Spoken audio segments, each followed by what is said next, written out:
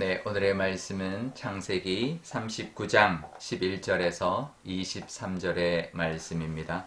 그러할 때에 요셉이 그의 일을 하러 그 집에 들어갔더니 그 집 사람들은 하나도 거기에 없었더라. 그 여인이 그의 옷을 잡고 이르되 나와 동침하자. 그러나 요셉이 자기 옷을 그 여인의 손에 버려두고 밖으로 나가매 그 여인이 요셉이 그의 옷을 자기 손에 버려두고 도망하여 나감을 보고 그 여인의 집 사람들을 불러서 그들에게 이르되 보라, 주인이 히브리 사람을 우리에게 데려다가 우리를 희롱하게 하는도다. 그가 나와 동침하고자 내게로 들어오므로 내가 크게 소리 질렀더니 그가 나의 소리 질러 부름을 듣고 그의 옷을 내게 버려두고 도망하여 나갔느니라 하고 그의 옷을 곁에 두고 자기 주인이 집으로 돌아오기를 기다려 이 말로 그에게 말하여 이르되 당신이 우리에게 데려온 히브리 종이 나를 희롱하려고 내게로 들어왔으므로 내가 소리질러 불렀더니 그가 그의 옷을 내게 버려두고 밖으로 도망하여 나갔나이다. 그의 주인이 자기 아내가 자기에게 이르기를 당신의 종이 내게 이같이 행하였다 하는 말을 듣고 심히 노한지라. 이에 요셉의 주인이 그를 잡아 옥에 가두니 그 옥은 왕의 제수를 가두는 곳이었더라. 요셉이 옥에 갇혔으나 여호와께서 요셉과 함께 하시고 그에게 인자를 더하사 간수에게 은혜를 받게 하심에 간수장이 옥중 죄수를 다 요셉의 손에 맡김으로 그 재반 사물을 요셉이 처리하고 간수장은 그의 손에 맡긴 것을 무엇이든지 살펴보지 아니하였으니 이는 여호와께서 요셉과 함께 하심이라. 여호와께서 그를 범사에 형통하게 하셨더라. 아멘. 네, 잠깐 기도하겠습니다. 아버지 하나님, 오늘도 하나님의 말씀 사모하여서 하나님의 말씀을 듣습니다. 하나님 말씀으로 우리에게 하시는 하나님의 뜻을 또 하나님의 음성을 듣게 하여 주옵소서. 감사드리며 예수님의 이름으로 기도드리옵나이다. 아멘. 네, 보디발의 아내가 요셉을 계속 유혹했습니다. 하지만 계속 뿌리쳤는데 하나님 앞에 범죄할 수 없었기 때문이다라고 말을 하죠. 내가 하나님 앞에 범죄할 수 없습니다. 그러니 유혹을 받아들일 수 없습니다라고 거절을 했는데 그러다가 어느 날 집안에 아무도 없을 때 보디발의 아내가 요셉의 옷을 붙잡고 유혹을 하자 어쩔 수 없이 옷을 벗어 던지고는 밖으로 이제 나와 버렸습니다. 이제 그러니까 이 보디발의 아내가 이제 앙심을 품고 이제 요셉을 모함했죠. 이 요셉이 자기를 범하러 들어왔다. 옷을 버려 내가 소리치니까 이 옷을 버려두고 그냥 도망갔다라고 하면서 모함해서 이제 그 모함을 당하게 됐던 것이죠. 사탄의 유혹이 이렇습니다. 유혹에 넘어가지 않으면 참소하고 고발을 합니다. 거짓 고발을 하죠. 그렇다고 우리가 참소당하지 않으려고 유혹을 넘어갈 수는 없는 것이죠. 그렇지만 억울합니다. 우리가 거짓 고발을 당하면 참 억울한데 우리가 하나님이 우리를 지켜주실 것이고 하나님이 우리와 함께 하신다라는 그 믿음으로 그런 상황 속에서도 우리가 견딜 수 있어야 되고 하나님을 바라볼 수 있어야 합니다. 사실 이 상황 자유인이 어떤 여인 유부녀를 범하려 했어도 이거는 죽어 마땅한 일인데요. 지금 요셉은 노예입니다. 그리고 주인은 지금 보디발 그 친위 대장입니다.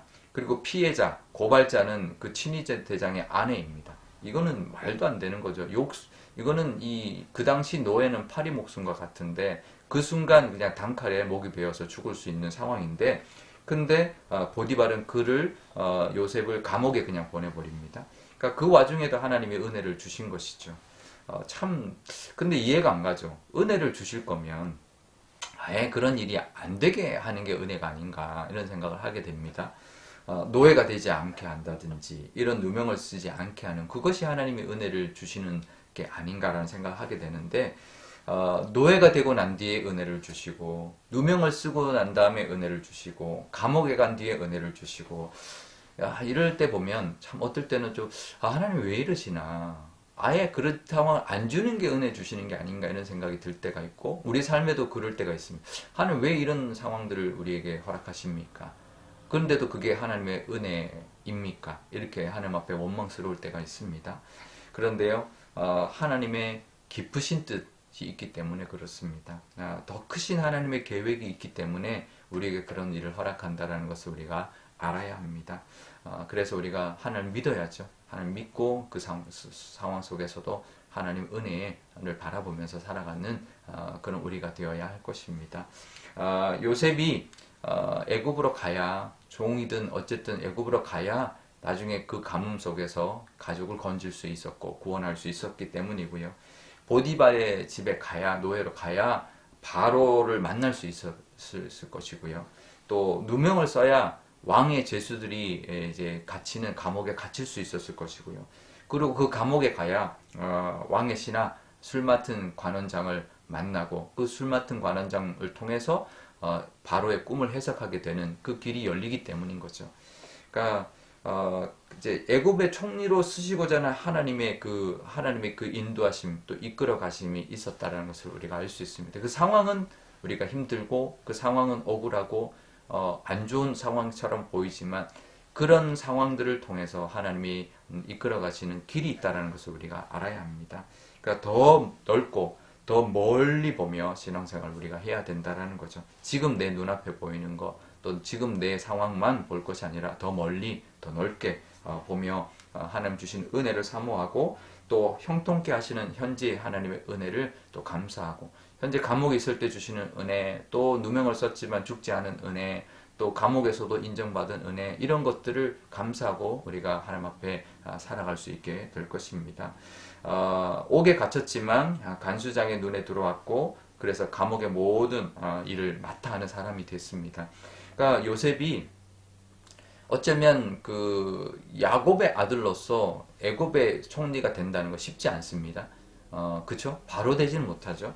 보디발의 집에서 가정 총무가 되어서 그 보디발의 집이 굉장히 컸기 때문에 재산을 관리하는 법, 또 사람들을 관리하는 법, 이런 것들을 익혔을 겁니다. 그러니까 경영 수업을 한 거죠.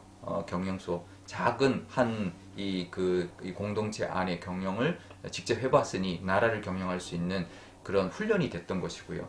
또 왕의 신하들이 갇히는 그런 감옥에 있었으니 아마 이 애굽의 이제 정치 상황들, 이제 애굽의 상황들, 어떤 사람은 어떤 사람이고 뭐 어떤 신하는 어떻고 이제 그 나라마다 특히 이제 정치는 이 묘한 그 정치적인 이제 관계들이 있잖아요. 그런 걸 다 들었을 겁니다. 그래서 애굽을 어떻게 정치를 해야 내가 총리로 정치해야 되는지를 정치적인 훈련을 다 받은 것이죠.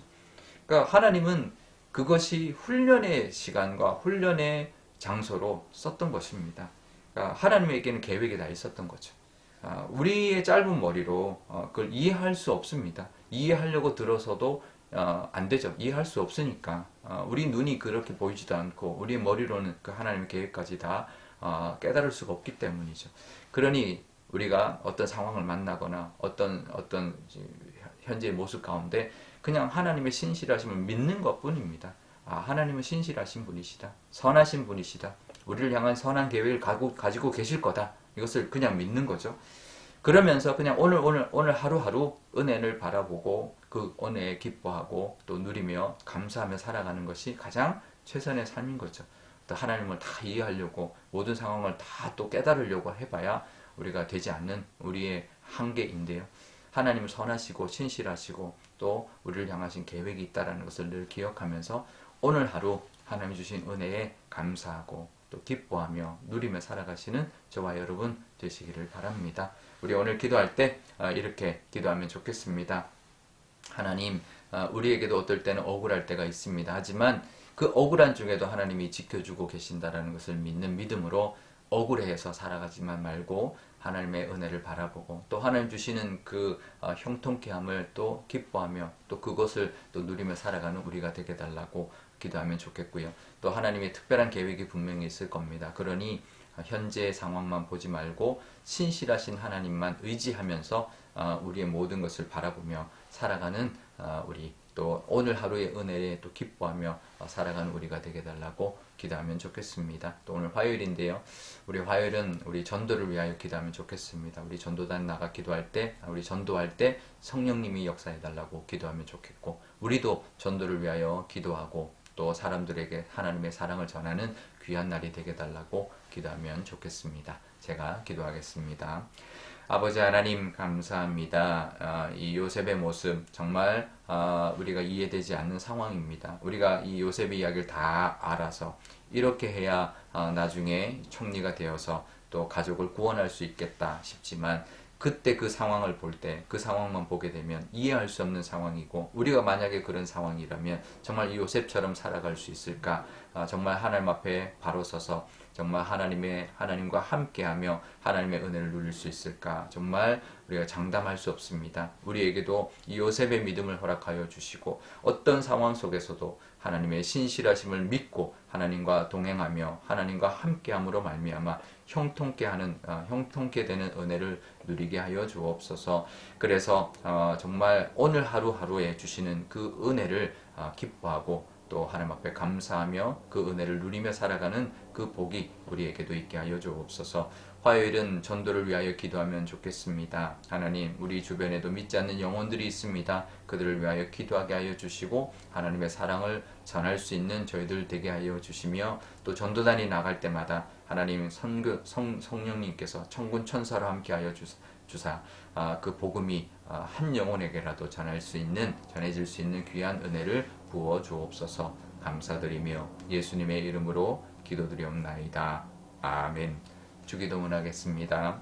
하늘에 계신 우리 아버지, 아버지의 이름을 거룩하게 하시며 아버지의 나라가 오게 하시며 아버지의 뜻이 하늘에서와 같이 땅에서도 이루어지게 하소서. 오늘 우리에게 일용할 양식을 주시고 우리가 우리에게 잘못한 사람을 용서하여 준 것 같이 우리 죄를 용서하여 주시고 우리를 시험에 빠지지 않게 하시고 악에서 구하소서. 나라와 권능과 영광이 영원히 아버지의 것입니다. 아멘.